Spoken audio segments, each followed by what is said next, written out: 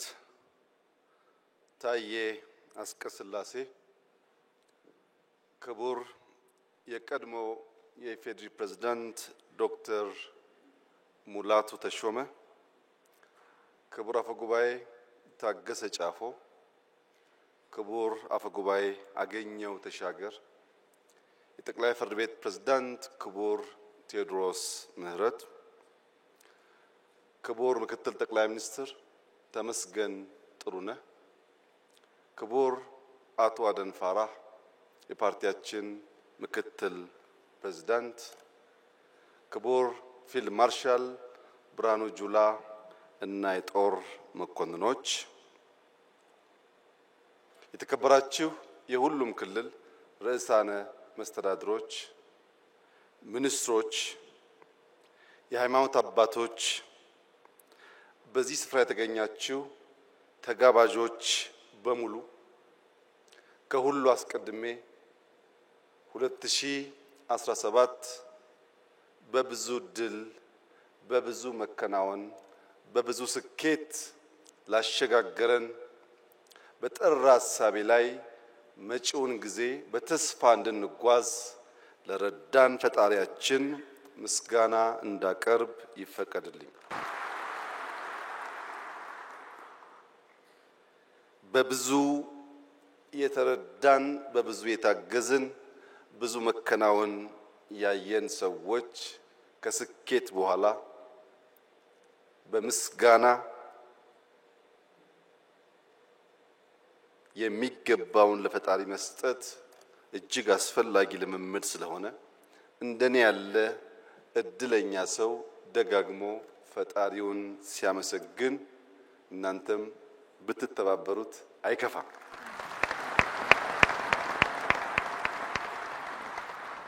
የዛሬውን የመደመር መንግስት የመጽሐፍ ምርቃት አስመልክቶ በተውኔት እጅግ አስደማሚ በሆነ መንገድ መጽሐፍቶቹን የዳሰሱ ወጣቶች ሙያተኞች ምስጋና ይገባቸዋል። እጅግ አድርጌ አመሰግናለሁ። ታዳጊ ህፃናት በሰርከስ በውቁ እና ሀገር ወዳዱ ድምፃዊ ነዋይ ደበበ ታግዘው ላቀረቡልን ሰርከስ እሱንም እነሱንም ማመስገን እፈልጋለሁ። ዶክተር እዝራንም እንደዚሁ ማመስገን እፈልጋለሁ። ዶክተር ፍጹም፣ ዶክተር ዮሴፍ፣ አቶ ጌታቸው፣ አቶ ዘሪሁን እንዲሁም ዶክተር ዳኛቸው እጅግ አስደማሚ በሆነ መንገድ ስለ መጽሐፉ ያላቸውን ምልከታ በግልጽ ቋንቋ እና እጅግ አስተማሪ በሆነ መንገድ ማቅረብ ስለቻሉ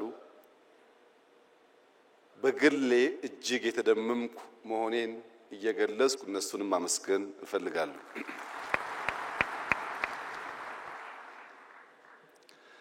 የመደመር መንግስት ጊዜ ካለፈ በኋላ ዘመን ካለፈ በኋላ እንዲህና እንዲያነበርኮ ያሰብኩት ትውልድ ይፋረደኝ እሳቤ ይሄ ነበረ እንዳልከውን እንዳላሳካ አስቸገሩኝ እንጂ ለሚል ሰበብ ፍለጋ የተዘጋጀ መጽሐፍ ሳይሆን ጊዜ ሲዝን ተሰጥቶናል። በግልጽ ምልከታና ሐሳቤ ሀገራችንን ብንሰራ ታሪክ ሰሪዎች እንጂ ዘካሪዎች አንሆንም በሚል ኢንቴንሽን የተዘጋጀ ሰነድ ነው። ይህ እንደ ኢትዮጵያ ላሉ ማደግ መለወጥ ለሚፈልጉ ሀገራት በሙሉ እጅግ አስፈላጊው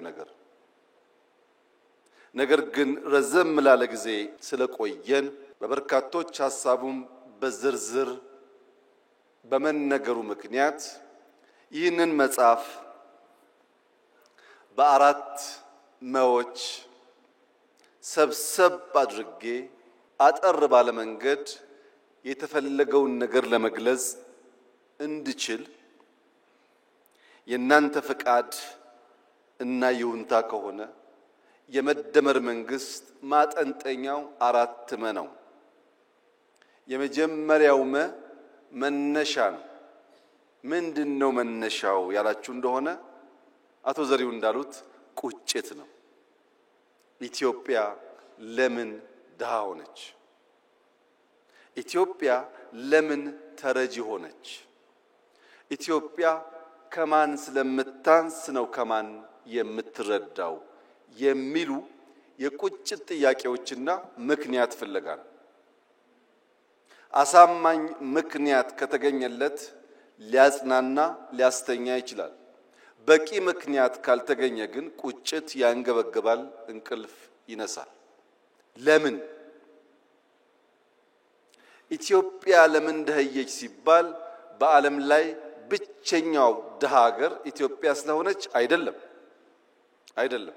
ብዙ ድሃ ሀገር ናችሁ ተብለው የተቀበሉ ሀገሮች አሉ።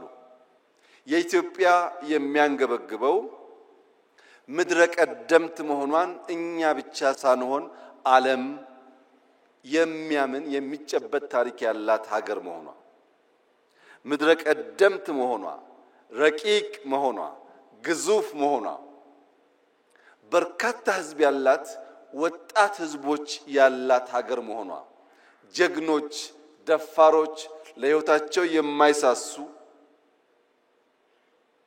በረጅም ጊዜ ውስጥ ቢለካ ጀግነታቸው ያልነጠፈ ህዝቦች መኖሪያ መሆኗ፣ ኢትዮጵያን የመሰለ ለፈጣሪ የቀረበ አኩሪ ታሪክ ያለው የነጻነት ገድል ያለው ብዙ ህዝብ በተፈጥሮ የታደለ በኪነ ህንጻ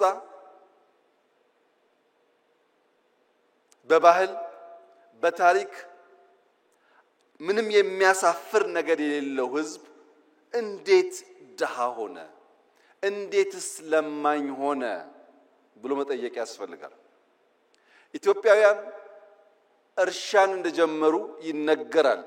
ምድረ ቀደምት ስለሆኑ እርሻን ጀምረን ብረት ቀጥቅጠን ማረሻ ሰርተን አርሰን አጭደን መብላት የጀመርንና ያስጀመርን ህዝቦች እንዴት እዚያው ተቸክለን ቆመን ምግብ ለኛ እንቆቅልሽ ሆነብን? ኢትዮጵያውያን በሸማ ልብስ ባህላዊ በሆነ መንገድ ልብሳቸውን በመስራት በታሪክ ብቻ ሳይሆን ዛሬም ሁላችሁም እንደምታውቁት በሽመና የሚታወቅ ባህል ያለው ሀገር ነው ኢትዮጵያ። ሸምነን መልበስ የቻልን ሽመናን ያስተማርን ኢትዮጵያውያን እንዴት ልብሳችንን ማምረት አቅቶን ልብስ ከውጭ የምንሸምት ሆነ? በባህል መድኃኒት በሁላችሁም ቤት ጓዳ እንደሚታወቀው ለብዙ ችግሮች መድኃኒት ቅጠል በበጠስ መቀመም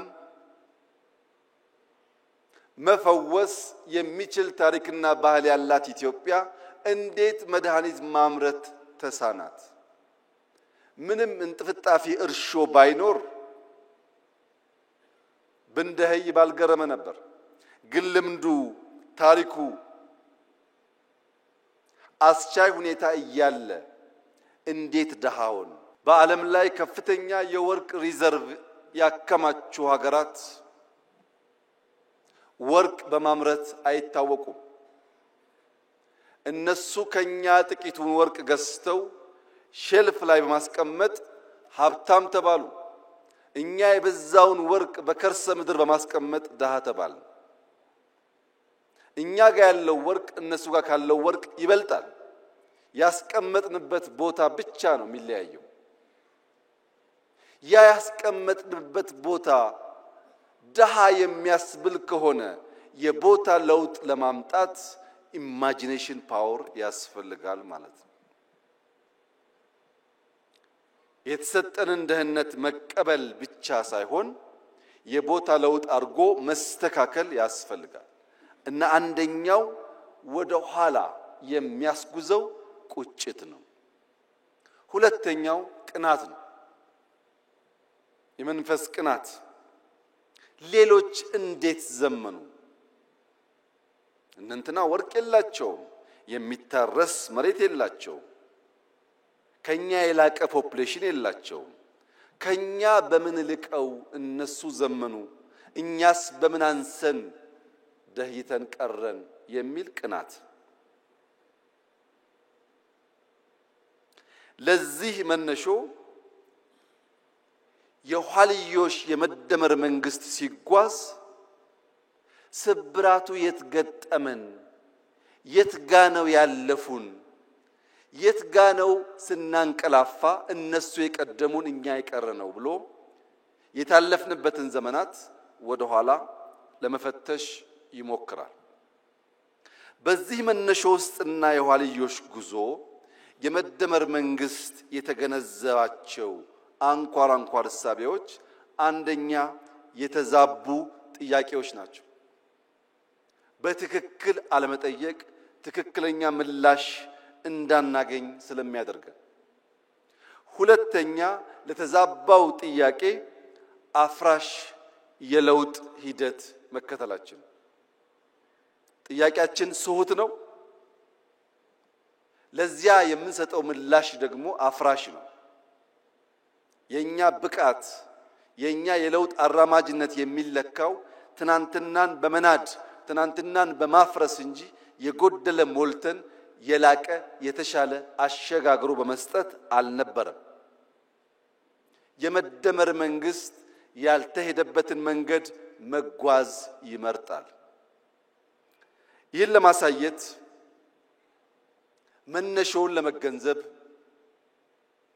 ህዳሴና ሱዳን በቂ አስተማሪ ምሳሌ መሆን ይችላሉ። ሱዳን እኛ ስንለወጥ ሰላማዊ ሀገር ነበር። ከኛ ለውጥ በኋላ የሱዳን ለውጥ እኛ ለማገዝ እንደሞከርነው ከሞላ ጎደል ሰላማዊ ነበር።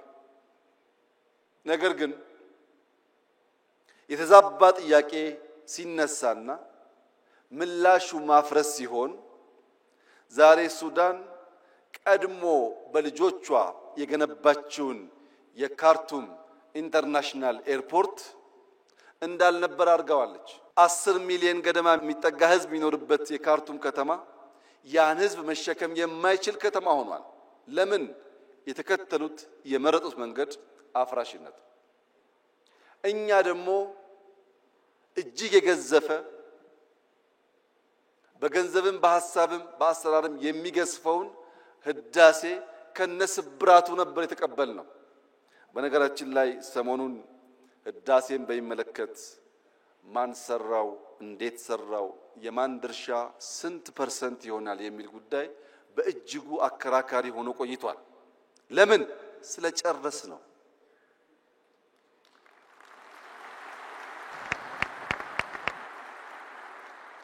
ያለቀ ነገር ፍሬ ባለቤቱ ስለሚበዛ እንጂ አሳበን ብንተው ኖሮ አይነንትና አበላሹት ይባላል እንጂ አንድም ሰው አይጠጋጋም ነበር።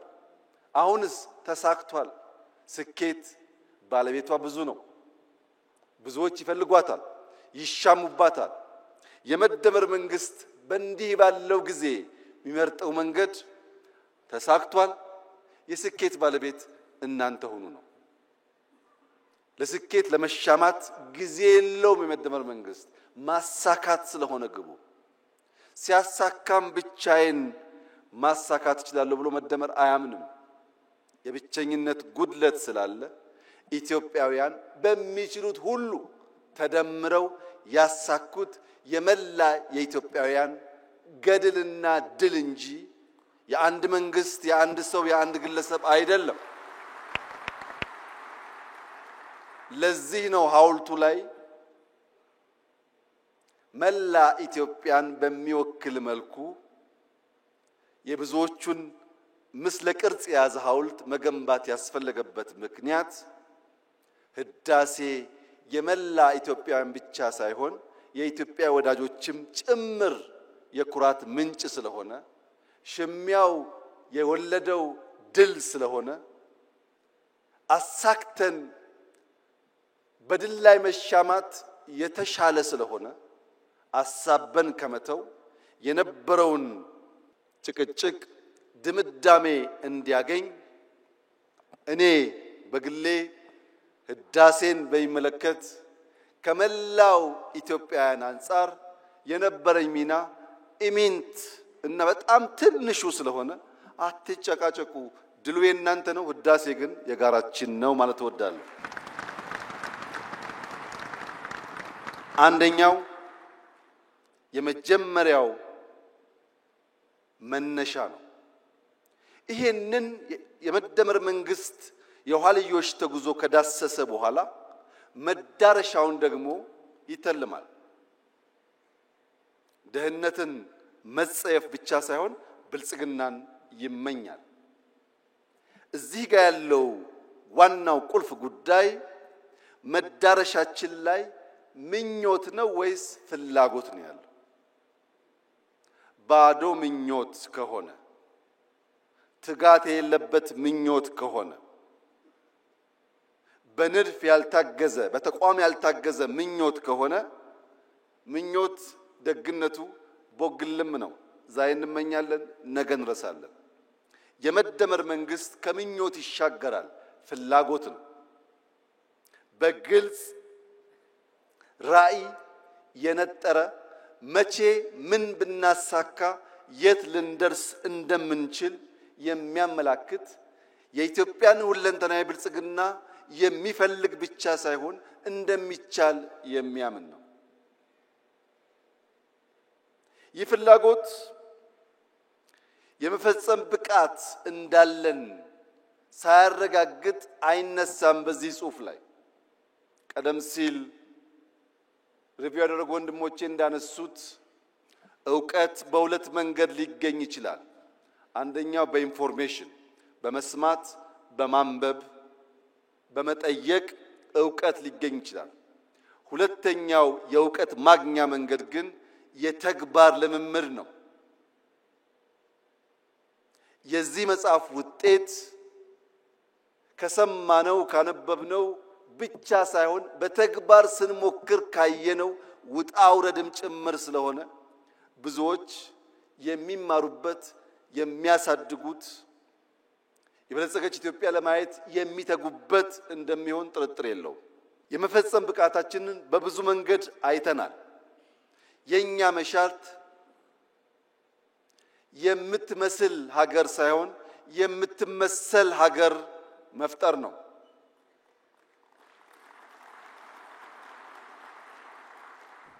ለመምሰል ሞክረናል፣ ብዙ ጊዜ አልተሳካም። አሁን በእኛ መልክ በእኛ ሐሳቤ በእኛ ባህል ልክ ተቀርጾ በምሳሌነት የሚወሰድ ሀገር መገንባት እንፈልጋለን። ይህ ደግሞ ይቻላል ብሎ የመደመር መንግስት በጽኑ ያምናል። ለምሳሌ አረንጓዴ አሻራ በጥቁር ህዝቦች ታሪክ እስከ ዛሬ ድረስ ማንም ያልሞከረው ነው። 48 ቢሊዮን ችግኝ። ይህ የምንመስለው ሳይሆን የምንመሰልበት ሆኖ በታሪክ ማህደር የሚቀመጥ ይሆናል። እያንዳንዱ የጥቁር ዘር እንደሚችል እንደሚያስብ እንደሚቀናጅ ተሰናስሎም ትልቁን ነገር ማሳካት እንደሚችል አንድ ማሳያ ተደርጎ ሊወሰድ ይችላል። ሁለተኛ ቅድም ያነሳሁት ህዳሴ በትውልዶች መካከል ሳይቆም በገንዘብ እጥረት ሳይቆም በኮሮና ሳይቆም በጦርነት ሳይቆም ኢትዮጵያውያን ያላቸውን ቁጭት በዚህ ልክ መግለጥ ከቻሉ የትኛውም የጥቁር ዘር ትልቅ ነገር አስቦ ሳይለምን ሳይበደር ሳይለቃ ሊከውን እንደሚችል የሚያረጋግጥ ሁለተኛ ምሳሌ ነው። ቅድም ወንድሜ ጌታቸው እንዳነሳው አዲስ አበባን በሚመለከት እየመጣ ያለው ለውጥ ምንም ጥርጣሬ አይግባችሁ በጥቂት ዓመታት ውስጥ በድፍን አፍሪካ ምሳሌ ተደርጎ ይወሰዳል። ምክንያቱም በራስ አቅም በራስ ገንዘብ ባጠረ ጊዜ ከመቆሸሽ ከጨለማ ልምምድ የወጣን ከተማ ለዜጎች ምቹ አድርጎ መስራት እንደሚቻል በተግባር ያሳየንበት አንዱ ስራ ስለሆነ ለብዙዎች ማስተማሪያ እንደሚሆን ጥርጥር የለውም። እግረ መንገድ የጌታቸውን ኮንሰርን ለመጋራት ምንም ነገር በቤታችን ጀምረን ቤታችን ላይ ማብቃት የለበትም። የኛ ሞቶ ያኔ ጌታቸው ወጣ ብሎ ነው እንጂ ከቢሮ እስከ ከተማ ከከተማ እስከ ሀገር ይል ነበር። ቢሮአችን፣ ግቢያችን፣ ሰፈራችን ከዛም አዲስ አበባችን ያልነው ነገር ግን ዛሬ የኛ ስህተት ሆኖ ይሆናል እንጂ ወንድሜ ጌታቸው ቢሾፍቱ፣ አዳማ፣ አርሲ ነገሌ፣ ሐዋሳ፣ አርባ ምንጭ፣ ሶዶ፣ ጅማ ብትሄድ ደቡብ ምዕራብ በዚህ እንቅስቃሴ ውስጥ በራሳቸው ልክ ሲንደፋደፉ ታያለ። ወደ ምስራቅ ብትሄድ ሐረር፣ ድሬዳዋ፣ ጅጅጋ በሚያስደንቅ ፍጥነት ራሳቸውን እየለወጡ ይገኛሉ። እኔ ከጌታቸው ጋር የምጋራው የብዙዎቻችን እምነት እንዲሆን የምፈልገው መንግስታትን የሚገለው ሰልፍ ግራቲፊኬሽን ነው። አዲስ አበባ ላይ 1% ለውጥ አመጣን ብለን እምንመጻደቅ ከሆነ አናድግም። እምናድገው በቁጭታችን ልክ ስንተጋ ነው። መልካም ጅማሮ ጀምረናል። ማንም ቢያምንም ባያምንም አስደናቂ ጅማሮ ጀምረናል። ግን ጅማሮ ነው። ጅማሮ ምን ይፈልጋል? ኮንቲኒቲ ይፈልጋል። ልክ እንደ መደመር ሳይቆራረጥ መከወን አለበት። ያንን ካደረግን ድፍን ኢትዮጵያ የውበት የለውጥ የዘመናዊነት ምሳሌ ተደርጋ መጠቀስ ትችላለች። ሌላው ሪቨርሳይድ ነው። ቅድም ዶክተር ዳኛቸው ከተፈጥሮ ጋር አያይዞ የኢትዮጵያን ወንዞች አጠቃቀምና ብልሽት ገልጿል። የአዲስ አበባ የሪቨርሳይድ ፕሮጀክት ወይም የአርባ ምንጭ የሪቨርሳይድ ፕሮጀክት ካለምንም ጥርጥር ለብዙ ሀገራት ምሳሌ መሆን ይችላል። እጅግ አኩሪ ጅማሮ ነው ያለው። ይህንን ጅማሮ በማስፋት ለመላው ጥቁር ሕዝብ ምሳሌ የሚሆን ስራ ለካ ይቻላል የሚል እሳቤ ማስተጋባት ከአዲስ አበባ ይቻላል። በስንዴ ላይ የነበረው ዘመቻና የተገኘው ውጤትም እንደዚሁ ሊገለጽ የሚችል ነው። ስለዚህ እኛ ኢትዮጵያውያን ከተደመርን በጋራ ለመስራት ከወሰን እንችላለን የሚለውን ነገር ለማየትና መዳረሻችን የሚያጓጓ ነው። አያስተኛም። የኢትዮጵያን ብልጽግና ማየት፣ የማትረዳ ኢትዮጵያን ማየት፣ ውብ ኢትዮጵያን ማየት እንቅልፍ የሚነሳ ጉዳይ ነው። ይህ ጉጉት፣ ይህ ፍላጎት በታሪክ ካየነው ስብራት ወደ ምንፈልገው ራዕይ ለመድረስ እንዲሁ በዝላይ ብቻ ሳይሆን መንገዱን በትክክል መቀየስ ይፈልጋል። ሶስተኛው መንገዱ ነው። እንዴት ብንጓዝ ነው ያን የሚያጓጓ ራዕይ ልናሳካ የምንችለው? አንደኛ ከውስጥ ወደ ውጭ በማየት ነው። የኢትዮጵያ ክርስትና፣ የኢትዮጵያ እስልምና ለዓለም የሚያስተምረው ትርፍ ዕውቀት ያለው እንጂ ከዓለም የሚናፍቅ ሊሆን አይችልም። ምክንያቱም ክርስትና ተጀምሮ በ30 ዓመቱ ገደማ ነው ኢትዮጵያ የገባው። እስልምና ተጀምሮ በተጀመረበት አገር ሳይስፋፋ ነው ኢትዮጵያ የገባው። 1000 ዓመት የደለበ ዕውቀት ያላት ኢትዮጵያ ለማስተማር እንጂ ከሌሎች ለመማር የምትጓጓ መሆን የለባትም። ከውስጥ ወደ ውጭ ማየት አለብን። ከውጭስ መማር አለብን። ያለፉን፣ የቀደሙን፣ የሰለጠኑ፣ የፈጠሩ ሀገራት አሉ። መማር አለብን። መቅዳት የለብንም። መማር ነው ያለብን። ከነሱ ስንማር የኛን መርምረን አሰናስለን ግልጥ ያለ ሐሳብ መያዝ ስንችል የአቅምና የአቋም ድማሮን ስንፈጥር ኢትዮጵያ ውስጥ የአቅምና የአቋም ድማሮ ከፈጠርን ተአምር መስራት እንችላለን። የአቅምና የአቋም ድማሮ ግን መፍጠር አስቸጋሪ ሆኖ ለሚታየን ዜጎች የዛሬው መድረክ በቂ አስተማሪ ይመስለኛል። አብይና ዘሪሁን፣ አብይና ጌታቸው፣ አብይና ፈላስፋው ዳኛቸው ስለ ሀገራቸው ጉዳይ በአንድ ቦታ የሚቀራረብ ቋንቋ መነጋገር የሚችሉ ከሆነ ከነዚህ ሰዎች የተለየ ክሪቲክ ከነዚህ ሰዎች የተለየ ሐሳብ የሚያንሸራሽር እምብዛም የለም። ዳኛቸው ማለት እድሜ ልኩን በመተቸት በመቃረን ሐሳብ በማመንጨት በመጠየቅ የራሱን ስራ እስኪሰዋ ድረስ ተጋድሎ ያደረገ ከቤተሰብ እስኪቃረን ድረስ ተጋድሎ ያደረገ የረጅም ዘመን የበቃ ምሁር ነው። ዘሪሁን በኢህአዴግ በመጀመሪያው ወራት ከዩኒቨርሲቲው ከተባረሩ ምሁራን መካከል አንዱ ነው። በዚሁ ስራው ኢህአዴግ ውስጥም ደጋፊ ተቺ ነበር፣ በእኛ ጊዜም ተቺ ነበር። ለመተቸት ሐሳብ ለመመንዘር ችግር ያለባቸው ሰዎች አይደሉም። የጌታቸው መናገር አያስፈልግም ብዬ ከነዚህ ሰዎች የተሻለ የደረጃ ሐሳብ ይዞ በኢትዮጵያ ናሽናል ኢንትረስት ላይ የሚታገል ብዙ ሰው አላየውም። ለሁላችንም ኢትዮጵያ ትበቃለች። ምን ደመረው በአንድ ጭንቅላት ለማሰብ አይደለም፣ ስለ አንድ ሀገር ለማሰብ ነው። የምንደመረው በአንድ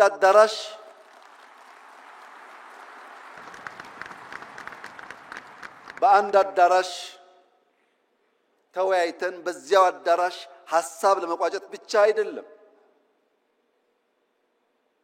ከአዳራሽ ውጪ የሚንሸራሸሩ ሐሳቦች ካሉ ለማድመጥ ዝግጁ በመሆን ጭምር ነው።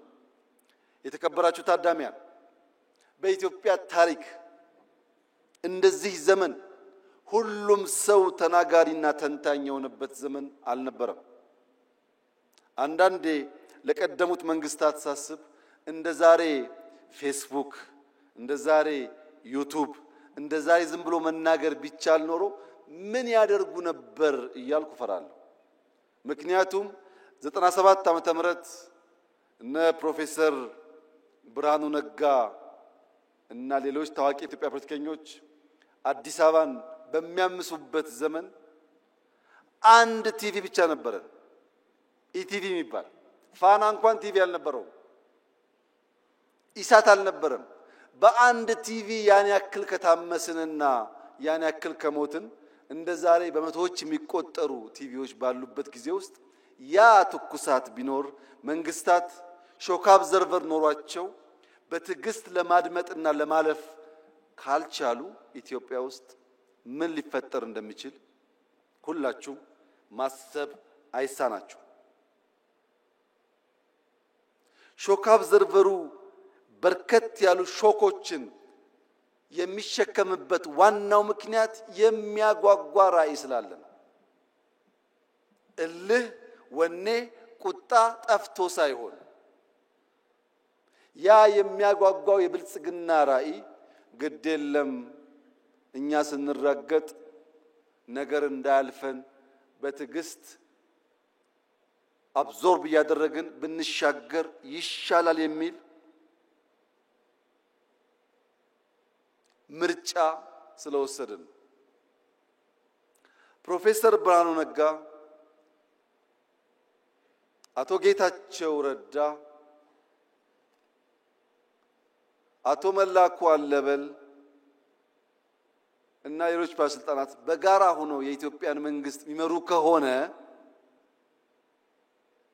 የኢትዮጵያ መንግስትም ሐሳብ እና ብቃት ካላቸው ለመቀበል ዝግጁ ከሆነ ቢያንስ በመጽሐፍና በንግግር እንጨቃጨቅ ይሆናል እንጂ የሚያደባድብ የሚያጋድል ምክንያት የለም ማለት ነው። ስለዚህ መንገዱ በተቻለ መጠን ኢትዮጵያውያንን በጋራ ራዕይ ላይ መሰብሰብ ያስፈልጋል ብሎ ያምናል። ኢትዮጵያውያን በጋራ ራዕይ ከተሰባሰቡ በኋላ ስብራት ለይተን መፍትሄ ማበጀት ደግሞ ያስፈልጋል። የኢትዮጵያ የእድገት ጉዞ ስብራት፣ የኢትዮጵያ ፖለቲካል ችግር ስብራት ዋነኛው ጉዳይ የጥላቶቻችን አጀንዳ ነው። ይሄም መለያየት ነው። ዘር፣ ሃይማኖት፣ ጾታ፣ ሰፈር፣ መንደር እየተባለ መለየት ነው። ለዚህ መፈወሻ መድኃኒት ደግሞ መደመር ብቻ ነው። እኛ መደመር ስንል ጠላቶቻችን ይደነግጣሉ። ምክንያቱም ስንደመር እንዴት ያለ ታሪክ እንደምንሰራ በጥንት ዘመን የኢትዮጵያ ታሪክ ስለሚታወቅ ኢትዮጵያውያን ትግሬ፣ ኦሮሞ፣ አማራ፣ ጉራጌ፣ ወላይታ፣ ሲዳማ ባንባባል ያ ቢከበር በጋራ መቆም ብንችል መፍጠር እንችላለን። በአስፈላጊ ቦታ ደግሞ መዝለል እንችላለን። መከተል ሳይሆን መዝለል እንችላለን። ከተቀባይነት ተከታይነት መላቀቅ እንችላለን። ሐሳብ ተቀብለን፣ ገንዘብ ተቀብለን፣ ሚሽን ተቀብለን ኢትዮጵያ ላይ መለማመድ ተገቢ አይመስለኝም። የብዙዎች ችግር ፊዚካሊ አልተገዛንም ብንልም ቨርቹዋሊ በብዙ የቆሸሹ ሐሳቦች የተገዛ ስብስብ ያለበት ሀገር ነው ኢትዮጵያ። የሰውን ሐሳብ ከናሽናል ኢንተረስት አንፃር መመዘን ከተቸገርን እዚያ ማዶ የምንሰማው ሁሉ ትክክል ከሆነ ለመመርመር ማንዘጋጅ ከሆነ የኢትዮጵያን ብልጽግና ማረጋገጥ እንቸገራለን። ስለሆነም መደመር አለብን። የምንደመረው መከፋፈል የኛ የኢትዮጵያውያን ሐሳብ ሳይሆን ኢምፖዝ የተደረገ ቶት ስለሆነ ያለ መከላከል እንደመራለን። ሌላው በጉዟችን ማየት ያለብን ነገር የስነ ልቦና ስብራት ነው። ተሰብረናል፣ አንችልም ባዮች ነን። ይሄ ነገር አዲስ አበባ ነው፣ ይሄ ነገር ኢትዮጵያ ነው። የአዲስ አበባን ኮሪደር ዲዛይን ያደረገላችሁ ማን ነው? ገንዘቡስ ከየት መጣ? ማን ነው ኮንትራክተሩ? ለምን ኢትዮጵያውያን አንችልም ብለን ተቀብለናል። አንችልም ስላል ባለቤት ይፈለግለታል። ጥሩ ነገር ከታየ የኛ አይደለም የሌላ ሰው ነው። ይሄ የስነ ልቦና ስብራት ከላይ እስከ ታች ነው ያለው። ወንድምና እህቶቼ እንችላለን። የምንችለው በጠራ ሐሳቤ ከግል ፍላጎት ባሻገር ለወል መሻት የምንተጋ ከሆነ ነው። እንኳን ዛሬ በ21ኛው ክፍለ ዘመን የዛሬ 155 ዓመት ገደማ ህልም ያላቸው ሰዎች በምዕራብና በምስራቅ መካከል ያለን ጋሬጣ፣ ያለን ተራራ፣ ያለን መሰናክል አፍርሰው ድልድይ ለማድረግ ወሰኑ። በምዕራብና በምስራቅ መካከል የሚደረገውን የንግድ ጉዞ በ8900 ኪሎ ሜትር ለመቀነስ ስዊስ ካናል የሚባል ተራራ፣ ስዊስ ካናል የሚባል ግድግዳ ማፍረስ ወሰኑ። ስዊስ ካናል 193 ገደማ ኪሎ ሜትር ነው። ያን ሲወስኑ እንደዛሬ በቂ ማሽን አልነበረም። እንደዛሬ የሚመች የኮንስትራክሽን አቅም አልነበረም። ብዙዎች ሞተዋል ያን ለማሳካት። ሲያልቅ ግን 8900 ኪሎ ሜትር የ10 ቀን ጉዞ በምዕራብና በምስራቅ የዓለማችን ክፍል አሳጥሯል። ለምን? ንግድ ወሳኝ ነው። ለንግድ የሚመች መንገድም ወሳኝ ነው። በኢትዮጵያና በህንድ መካከል ድልድይ እንጂ ዳገት አልነበረም በታሪካችን። ለዚህም ባህላችን በርካታ ነገሮቻችን ይተሳሰራሉ። ዛሬ የኛ የሆነውን ቀይ ባህር መልሶ ለመጠየቅ የሚሰጋ የሚጠራጠር ትውልድ መፈጠሩ የስነ ልቦና ስብራት አካል ነው። አንችልም ብሎ ነው የሚያስበው። እኔ ላረጋግጥላችሁ እወዳለሁ፣ ኢትዮጵያ ትችላለች። የዛሬ 155 ዓመት ስዊስ ካናል በጀግኖች ልጆቻቸው መስዋዕትነት ያሳኩ ሰዎች ዛሬ እፎይ ብለው በአመት በትንሹ $10 ቢሊዮን ላፍ ያደርጋሉ። ስዊስ ካናል ሲሰራ እዚህ ኢትዮጵያ ውስጥ ወይም ደቡብ አፍሪካ ወይም ናይጄሪያ የሞቱ ሰዎች ነበሩ። ሰው ይወለዳል፣ ይሞታል፣ ግን ታሪክ የላቸው። ስዊስ ካናል ሲሰራ እየሰሩ በሐሩር ምክንያት፣ በምግብ እጥረት ምክንያት፣ በመድኃኒት እጥረት ምክንያት የሞቱ ሰዎች ግን ዛሬም ታሪካቸው ሕያው ነው። ከእና ከናንተ መካከል የማይሞት ኢተርናል ላይፍ የሚጎናጸፍ አንድ ሰው የለም። እኔም እናንተም ሟቾች ነን። የማይሞት ታሪክ ሰርቶ የሞተ ሰው ለዘላለም ስሙ በትውልድ መካከል የሚተላለፍ ስለሚሆን ኢትዮጵያን የሚያክል ሀገር ኢንካፕሱሌትድ ሆና ለልጆቻችን መሸጋገር አለበት ብሎ ማመን ተገቢ ሐሳብ አይደለም። ይሄን ለማሳካት ውጊያ፣ ግጭት ያስፈልጋል ብለን አናምንም። ለዚህም ነው ለ5 ዓመታት ስንለማመጥ የነበረው። አሁንም በሰላም በዓለም ሕግ መሰረት ኢትዮጵያን ከዘጋት በርና ድሃ ካስባላት መጠሪያዋ መገላገል አለባት ብለን ስለምናምን በየትኛው መድረክ ከኢትዮጵያ ጋር በሰላማዊ መንገድ ለመነጋገር የሚፈቅድ አካል ካለ እጃችን ከምን ጊዜውም በላይ የተዘረጋ ነው። ነገር ግን ኢትዮጵያ የጂኦግራፊ እስረኛ ሆኗ ለዘላለም ትኖራለች ብሎ የሚያስብ ኢትዮጵያዊ ካለ እርሱ የሞተ ነው። ሰላም ታስቀድማለች፣ ደህንነትን ትፋለማለች፣ መውጫ መግቢያ በሯን ታበጃለች። ይህ አይቀሬ ጉዳይ መሆኑን ተገንዝበው ወንድም እህቶቻችን በፈጠነ ጊዜ ለድርድር ራሳቸውን ዝግጁ እንዲያደርጉ ማድረግ ነው። ይሄ መንገድ የአቅምና የአቋም ድማሮ ስለሚያመጣ የአቅምና የአቋም ድማሮ ሲፈጠር ደግሞ የኔ ህልም ፓርላማው ለምስራቅ አፍሪካ ወንድሞቻችን ይሄን ያክል ቢሊዮን ይበቃል፣ ይሄን ያክል አይበቃም ብሎ በጀት ላይ መከራከር የሚጀምርበትን ጊዜ ማየት ፈልጋለሁ። ኢትዮጵያ ማገዝ አለባት። ልክ ሌሎች እኛን ለማገዝ ተከራክረው እንደሚወስኑት እኛም ወንድሞቻችንን ለማገዝ በግልጽ ህግና ስርዓት ተከትለን ተወያይተን ገንዘብ አሎኬት አድርገን ወንድሞቻችን የምናገዝ መሆን አለብን። ያ እንዲሆን ደግሞ አራተኛው ማ ያስፈልጋል።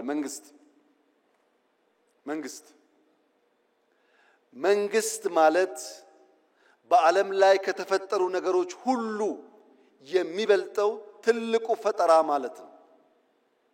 ኒውክሌር ሳይንስ አይደለም፣ ስፔስ ሳይንስ አይደለም፣ አርቲፊሻል ኢንተለጀንስ አይደለም። ትልቁ ፈጠራ መንግስትን መፍጠር ነው። አልበርት አንስታይን E=mc² ያለውን ቀመር መንግስት አልቦ በሆነ ሁኔታ ውስጥ ቢቀምረው ታቅፎት ይቀር ነበር። ያን ፈጠራ ያን ህልም እውን ያደረገው መንግስት ነው። ማንኛውም ፈጠራ መንግስት ባልጠነከረበት ሁኔታ ይመክናል። ይህ መንግስት ከፈጠራው ሁሉ ለየት የሚያደርገው ምንድነው ያላችሁኝ እንደሆነ የአፈጣጠር መነሾው ነው። ተፈጥሯዊ ስለሆነ ነው። ቤተሰብ ከሚባል እጅግ መሰረታዊ ተቋም አድጎ በርከት ያሉ ማህበረሰቦችን የሚያቀፍ የተገለጠ ራዕይ ያለው ሃይራርኪ ያለው የጋራ ህልም ያለው ለጋራ ኮዝ በጋራ የሚሰራ ተቋም የሰው ልጅ መፍጠር በመቻሉ ነው ሰርቫይቭ ማድረግ የቻለውም እንጂ ግማሹ የዓለም ዜጋ የአውሬ ራት ሆኖ ሊቀር ይችል ነበር። መንግስት ወሳኝ የሚሆንበት ዋናው ምክንያት ዛሬ ላይ ቆሞ ነገን መስራት በመቻሉ ነው። ያለነው ዛሬ ነው። እምናወራው ስለ መውጫ መግቢያ በራችን ነው። ያ መውጫ በር ሲሳካ እዚህ ካለነው ግማሻችን ላንኖር እንችላለን። ነገር ግን ልጆቻችን በተዘጋ ሀገር ውስጥ የሚኖሩ ደሃና ለማኞች ሳይሆኑ የታሪክ ሰሪ ልጆች ሆነው ልማታቸውን አፋጥነው ወንድም ህዝቦች የሚደግፉ ይሆናሉ። ነገን ዛሬ ላይ ማየት መስራት ለሚለው ቀለል ባለ መንገድ ለመገንዘብ ኢትዮጵያውያን የአፍሪካ እግር ኳስ ጨዋታ በመጣ ቁጥር ያዝናሉ፣ ይተክዛሉ፣ ይተቻሉ። ለምን? የኢትዮጵያ ብሔራዊ ቡድን በእንደዚያ ባለው መድረክ ልክ እንደ ሩጫው ስመጥር ስራ ሲሰራ ስለማያዩ። ዛሬ በእርግጠኝነት ብነግራችሁ የዛሬ 10 ዓመት ቢበዛ የዛሬ 10 ዓመት የኢትዮጵያ ብሔራዊ ቡድን በአፍሪካ ውስጥ አስደናቂ ስራ ሰርቶ እኛም እንደሌሎቹ የምንተክስ ሳንሆን በአፍሪካ መድረክ በዓለም መድረክ በልጆቻችን የተካነ ብቃት የምንኮራበት ጊዜ ይመጣል። ይሄ ምኞት አይደለም፣ በስራ የተገለጠ ነው። አዲስ አበባ ላይ ከ100 በላይ ጥቃቅን ስታዲየሞች ገንብተናል። በየሰፈሩ እንደምታዩት። ለምን? እሱን ሳትሰራ ቴሌቪዥን እያየ ብትቆጭ ከቁጭት ባሻገር ውጤት ታያትችልም። ፋውንዴሽኑን ብትሰራ ግን ነገ ለውጥ ይመጣል። ለዚህ ነው መንግስት ዛሬ ላይ ሆኖ ነገን የሚተልመው። የዛሬ 2 ዓመት 3 ዓመት ባይደርስልኝ 5 6 7 10 ዓመት ላይ ኢትዮጵያ ጠንካራ ቲም እንዲኖራት ዛሬ ኢንቨስት ማድረግ አለብኝ ብሎ መንግስት ይሰራል። ይሄ አንዱ ማሳያ ነው። ሁለተኛው ማሳያ የትምህርት ጥራት ነው። የኢዜማው ሊቀመንበር የሚመራው የትምህርት ሚኒስቴር የትምህርት ጥራት ማረጋገጥ አለብን ብለን ሮድማፕ አውጥተን ከወሰን በኋላ በመጀመሪያው ዓመት በሁለተኛው ዓመት የነበረውን ጩኸት ታውቃላችሁ። በዚህኛው ዓመት ለውጥ መጥቷል። በሚቀጥሉት 2-3 ዓመታት የምንፈልግበት ስንደርስ 15% ገደማ በየትኛውም የትምህርት ገበታ ሊወዳደሩ የሚችሉ ብቃት ያላቸው ኢትዮጵያውያን ከፈጠር ቀድም ያለውን ብልጽግና በምኞት ብቻ ሳይሆን በግልጽ መንገድ እንከውነዋለን ማለት ነው። በቅርቡ ኢትዮጵያ የኒውክሌር ፕላንት ስራ ጀምራለሁ ብላ ማወጇ ይታወቃል። አንዳንዶች ከኢነርጂ ጋር ብቻ አገናኝተው አይተውታል። እዚህ ያላችሁ ሰዎች መገንዘብ ያለባችሁ በኒውክሌር ቴክኖሎጂ ላይ ኢትዮጵያ መስራት ስትጀምር የሕክምና ሳይንስ ያድጋል፣ ፕሪሲሽን ፋርሚንግ ያድጋል፣ የውሃ አጠቃቀም ያድጋል። አሁን የምናወጣቸው ተማሪዎች የሚመራመሩበት፣ የሚሰሩበት፣ የሚያድጉበት፣ የሚወዳደሩበት አቅም ይገነባሉ። ኢነርጂ ብቻ አይደለም። ራሽያ የዛሬ 80 ዓመት ያሳካችውን የኒውክሌር ኢነርጂ ኢትዮጵያ ዛሬ መከወን ፈልጋለሁ ስትል የሚጠራጠር ኢትዮጵያዊ እውን አለ ብሎ መውሰድ ይቻላል? የሚንቀሳቀስ ሮቦት ካልሆነ በቀር ህሊና ያለው ሰው የዛሬ 80 ዓመት የተሞከረና የተሳካን ነገር ዛሬ ለመጀመር እንዴት ድፍረት ያጣል? ኢትዮጵያ ትችላለች፣ ትጀምራለች፣ ትጨርሳለች። መንግስት ነገ ላይ ሆኖ ዛሬን ማወቅ አለበት። ዛሬ ላይ ሆኖ ነገም ብቻ ሳይሆን ነገ ላይ ሆኖ ዛሬም ማወቅ አለበት። ዛሬ ያለ ውስን አቅም፣ ዛሬ ያለ ስብራት፣ ዛሬ ያለ እንካ ሰላምታ የሚቀጥል ከሆነ የልጆቻችን ዕጣ ፈንታ ግልጽ ነው። ስደት ነው፣ ልመና ነው። እኔና እናንተ ያየነው መከራ ልጆቻችን እንዳያዩ ከፈለግን ዛሬ ላይ ሆነን ለነገ ስብራት መጠገን አለብን። አንደኛው ስብራት ትልቅ ሆነን ሳለን፣ ብቁ ሆነን ሳለን፣ ማከናወን የምንችል ሆነን ሳለን በስነ አእምሮ አንሰን መገኘታችን ነው። ይህ ስብራት መጠገን አለበት። ይህ ትውልድ መሰረት መጣል አለበት። የመደመር መንግስት ሲጠቀለል የሚያነሳው ዛሬ ላይ ሆኜ ነገን፣ ነገ ላይ ሆኜ ዛሬን በምልልስ በምናብ እየቃኘው እየተጋውና እየሰራው ለልጆቼ የተሻለ ዓለም መፍጠር እችላለሁ ብሎ ያምናል። ይሄንን በሚመለከት በዚህ ያላችሁ ሰዎች እንድትገነዘቡ የምፈልገው ይሄ መጽሐፍ ሙሉ አይደለም፣ የጻፈውም ሰው ሙሉ አይደለም። ሐሳብ ያላችሁ ሰዎች ያላችሁ እንደሆነ ይሄንን የሚቃረን ሐሳብ ጽፋችሁ ብታቀርቡልን ለማንበብ ብቻ ሳይሆን ለመማር ብቻ ሳይሆን የእናንተ ይቃል ለመመስከርም ጭምር ዝግጁ መሆናችንን ከወዲሁ ለመግለጽ እፈልጋለሁ። ምሁራን ተቹት፣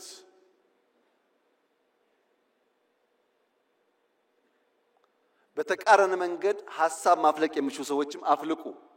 ነገር ግን ሐሳብ አልቦ በሆነ መንገድ እንዴትና መቼ ተጻፈ ብላችሁ የምትቸገሩ ሰዎች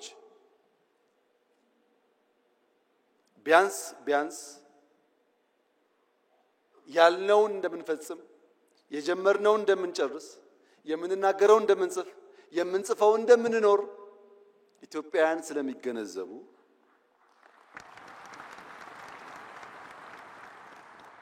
በውስጥ ያላችሁ ዋናው ትምምን የሚያስፈልገው በውስጥ ላሉ ሰዎች ነው።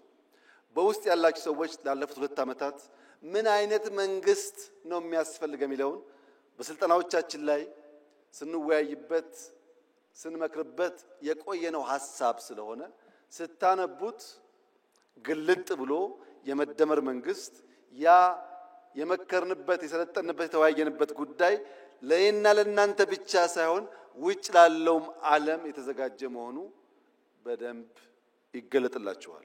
2019 ዳቮስ በሄድኩበት ጊዜ ፍሪሊዮን የሚል ተውት እንዳየው ነግሬያችሁ ነበር። ተደጋጋሚ ስልጠናም ተሰጥቶበታል። ያም በሚመለከት ጅማሮ ስራዎች አሉ። ምናልባት የመጨረሻው የመደመር መጽሐፍ ሊሆን ይችላል። ያም ርዕሱ ከወዲሁ እንድታቁት የመደመር ስሌት በፍሪሊዮን ነው የሚለው። የመደመር ስሌት ከእያንዳንዱ ሰው አንፃር እያንዳንዱ ሰው ራሱን በማካፈል ራሱን በመስጠት ከራሱ በመስጠት በዚያ ውስጥ ማትረፍን እንዴት እንደሚለማመድ የሚያሳይ ሰነድ ነው። መጽሐፍ ለምትወዱ መጽሐፍ ማንበብ ለምትወዱ ቀላሉ ምክሬ እድሜ ለቴክኖሎጂ ነገር ሁሉ ቀሏል። ኦዲዮ ቡኮች አሉ። ስፖርት የሰራችሁ ወክ እያደረጋችሁ ማድመጥ ይቻላል። ማንበብ፣ ሐሳብ መሸመት፣ ሐሳብ መገብየት ከመጽሐፍት ብቻ ሳይሆን ከኢትዮጵያውያንና ከሀገር ሽማግሌዎች መማር ይቻላል። በተቃራኒ መድረክ ላላችሁ ለምትቃወሙ ሰዎች የመጨረሻ መልእክቴ ከኦሮሞ አባቶች አባባል የተዋስኩትን በመውሰድ ያ መርህ እንደሆነና መርሃችሁ እንዲሆንም በመምከር ጭምር ይሆናል። የኦሮሞ አባቶች ነገር ግራና ቀኝ ሲልባቸው ከህልማቸው የሚጋጭ ነገር ሲፈጠር ካን ኦብሳ ካን ሞጎርሳ ይላሉ። ገሪ ጎርሳ ገሪ ሞኦብሳ ሙለተኬት አዴሙ ቀብዳ ይላሉ። ከፊሉን እየታገስክ ከፊሉን እየመከርክ ወደ ራይ መጓዝ አለብህ ይላሉ።